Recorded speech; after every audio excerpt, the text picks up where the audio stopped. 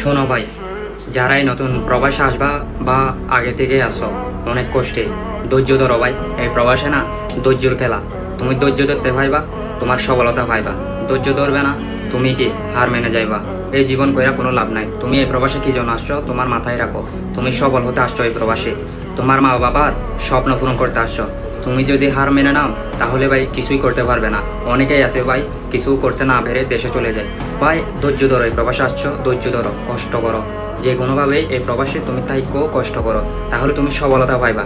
তুমি যদি ভাবো আর পারতেছি না, আমার শরীর পারতেছে না, আমি দেশে চলে যাইমু, তাহলে ভাই এটা তোমার ব্যর্থতা। কারণ তুমি দেখো দেশে গিয়া তুমি কি করবা। তুমি বিদেশ আইছো টাকা কামাইতে, তুমি যদি দেশে চলে যাও তাহলে কিছুই করতে পারবে না।